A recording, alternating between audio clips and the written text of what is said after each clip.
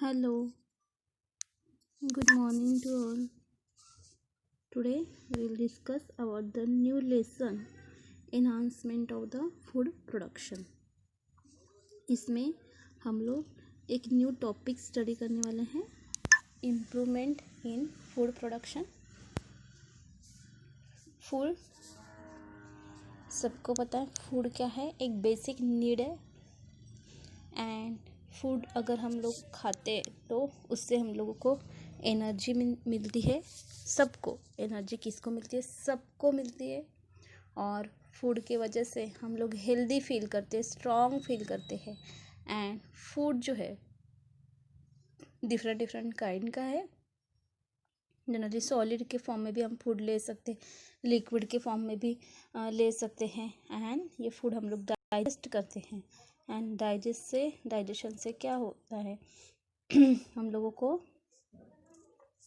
Nutrient इससे मिलते हैं और हमारी बॉडी की जो भी एक्टिविटी वो जनरली रेगुलरली परफॉर्म होती है. और ये फूड कौन प्रोड्यूस करता है? फूड प्रोड्यूस करते हैं ग्रीन प्लांट. एंड बट कुछ फूड जो है ह्यूमन बीइंग एनिमल को एज अ फूड ईट करते हैं. ह्यूमन बीइंग फ्रॉम एनिमल से भी फूड को गेन करते हैं. तो इसमें हम लोग बोल सकते हैं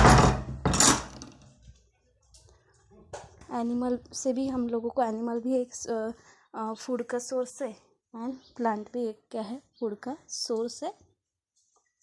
इसमें हम लोग स्टार्ट करते हैं point improvement in a food production.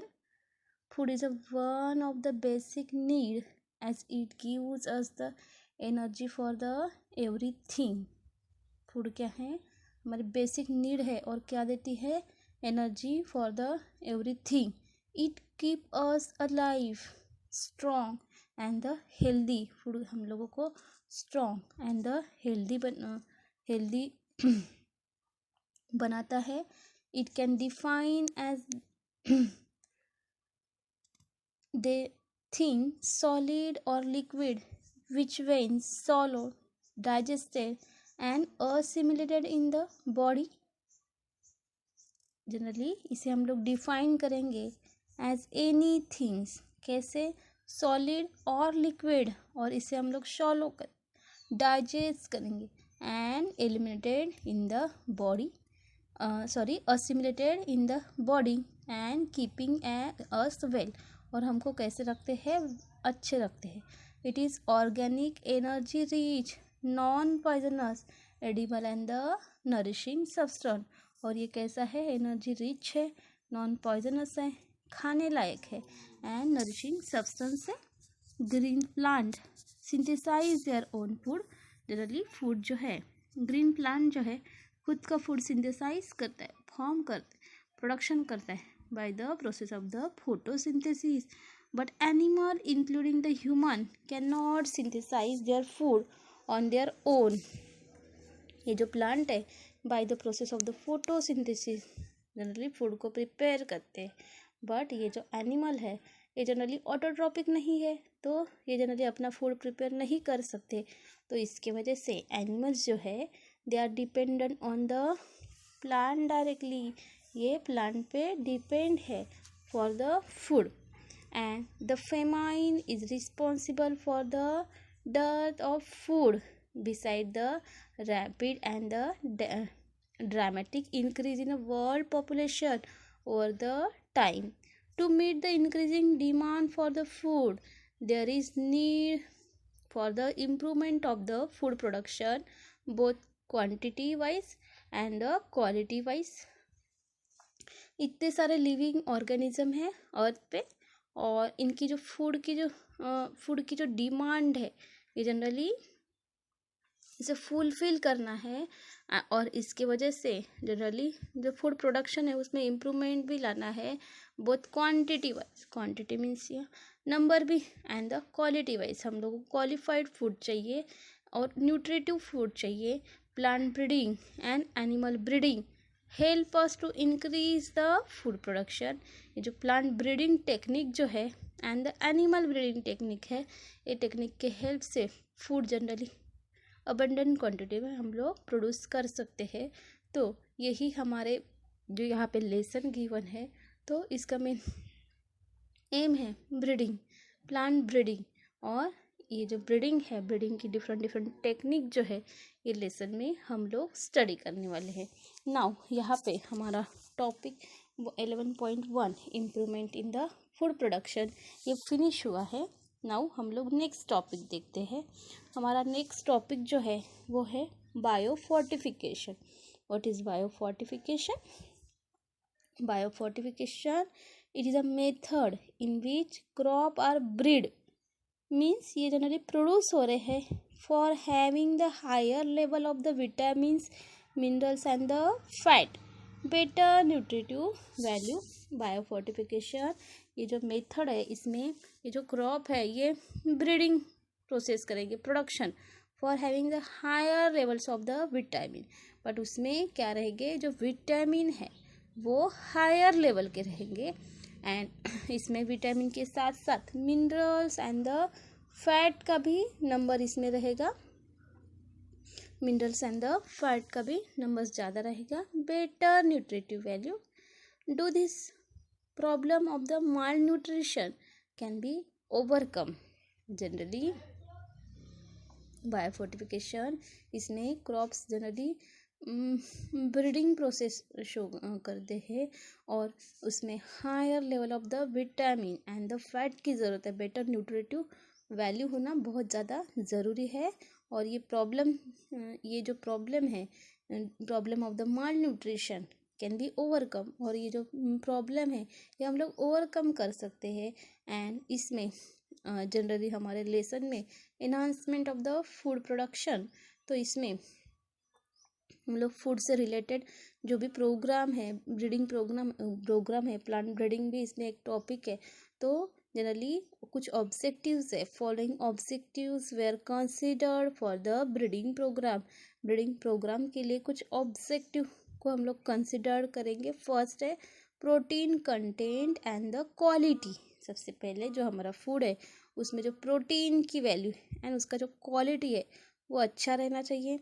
Oil content and the quality, उसमें कितने अमाउंट ऑफ ऑयल है और वो क्वालिफाइड है या नहीं है। नेक्स्ट है विटामिन कंटेंट एंड नेक्स्ट है micronutrient content and the quality. तो इट मीन्स हम लोग जो भी फूड ले रहे हैं उसमें protein content, oil content, vitamin content and the micronutrient content and ये जो ऑयल जो है इसकी क्वालिटी भी अच्छी होनी चाहिए। ये हमारे ये बायोफोर्टिफिकेशन पॉइंट में हम लोग स्टडी करने वाले हैं। Now biofortification can be achieve through the conventional selective breeding practice and also through the rDNA technology. ये बायोफोर्टिफिकेशन है हम लोग एक कन्वेंशनल ब्रीडिंग प्रैक्टिस के हेल्प से and with the help of recombinant DNA technology के हेल्प से ये जो ऑब्जेक्टिव है वो हम लोग फुलफिल कर सकते हैं और जो एम है वो जनरली हम लोग कंप्लीट कर सकते हैं। It focus on making the plant food more nutritive as plant grow as develop. और ये जो है जनरली प्लांट जो है इसमें फूड मोर न्यूट्रिटिव, हमारा एम क्या है, फूड कैसा बनना चाहिए, मोर न्यूट्रिटिव बनना चाहिए and plant grow of the developer. तो इसमें प्लांट की ग्रोथ भी बहुत ज़्यादा अच्छे क्वांटिटी में होना चाहिए। यही हमारे पॉइंट का एम है। और इसमें एग्जाम्पल दिया है, example of the biofortification. Fortize maize having a twice the amount of the amino acid lysine and the tryptophan। इसमें fortified maize जो है having a twice the amount of the amino acid, इसमें twice number of the amino acid present है, lysine present है and the tryptophan present है। और इसमें example दिया है fortified maize और इसमें उसकी क्वालिटी बताई है twice the amount of the amino acid, उसमें अमीनो एसिड जितने अवेलेबल रहना चाहिए उससे ज़्यादा नंबर में, उसके साथ साथ लाइसिन एंड द ट्रिप्टोफैन, और ट्रिप्टोफैन भी उसमें अवेलेबल है। सेकेंड है वीट, और जो ये वीट है, वीट में भी एटलस, वीट एटलस 66, एटलस 66, इसमें क्या क्वालिटी है, तो इसमें it has a high protein content, इसमें प्रोटीन कंटेंट हाई है, एंड आयरन फोर्टिफाइड राइस, और सेकंड जो है आयरन फोर्टिफाइड राइस है, has 5 time more iron are the develop. It means क्या, तो उसमें जो नेचुरल इफिशिएंसी है उसको हम लोगों को बढ़ाना है।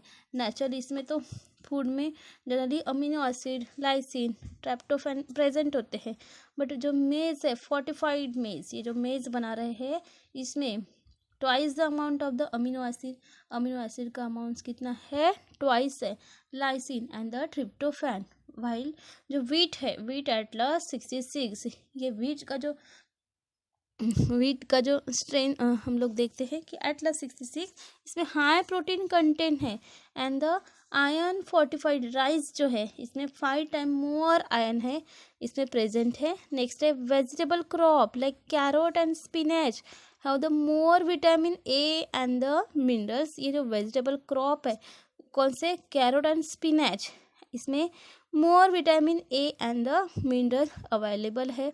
एंड नेक्स्ट है vitamin C enrich the better gourd tomato have been developed by the IARI, तो रिसर्च जो इंस्टीट्यूट है, तो इंडियन एग्रीकल्चर रिसर्च इंस्टीट्यूट, इसमें vitamin C enrich bitter gourd tomato है, ये डेवलप किए गए हैं। इस तरीके से ये बायोफोर्टिफिकेशन टेक्निक के हेल्प से जो भी हम लोग को प्रोडक्ट मिला है उसकी जो न्यूट्रिएंट है उसमें अमीनो एसिड है, उसके साथ साथ प्रोटीन है, ये आयरन कंटेंट है, वो 5 टाइम्स ज़्यादा मोर हुए हैं, इंक्रीज हुए हैं। तो इसका हम लोगों को डेफिनेटली जनरली यूज़ होने वाला है। नाउ हम लोग नेक्स्ट टॉपिक देखेंगे। हमारा नेक्स्ट टॉपिक है microbes in the human welfare. Now ये जो माइक्रोब्स जो होते हैं, ये जनरली माइक्रोब्स मीन्स क्या, तो माइक्रो ऑर्गेनिज्म का हम लोगों को यूज़ पता है। ये जो माइक्रो ऑर्गेनिज्म है generally in use as a generally food में कैसे ईस्ट का स्ट्रेंड पता है, हम लोग इडली बैटर, डोसा का बैटर बनाने के लिए ये माइक्रो ऑर्गेनिज्म हेल्प होते हैं। उसके साथ साथ कुछ एंटीबायोटिक भी प्रोडक्शन के लिए माइक्रो ऑर्गेनिज्म क्या करते हैं, इम्पोर्टेंट रोल प्ले करते हैं। तो ये माइक्रो ऑर्गेनिज्म ह्यूमन वेलफेयर के लिए कैसे यूज़फुल है, बेनिफिशियल है, और इसका हम लोग को क्या इफ़ेक्ट है, एंटीबायोटिक प्रोडक्शन में क्या इफ़ेक्ट है, ये हम लोग ये टॉपिक में स्टडी करेंगे। तो ये जो टॉपिक है हम लोग नेक्स्ट क्लास में डिटेल्स में डिस्क्राइब करेंगे।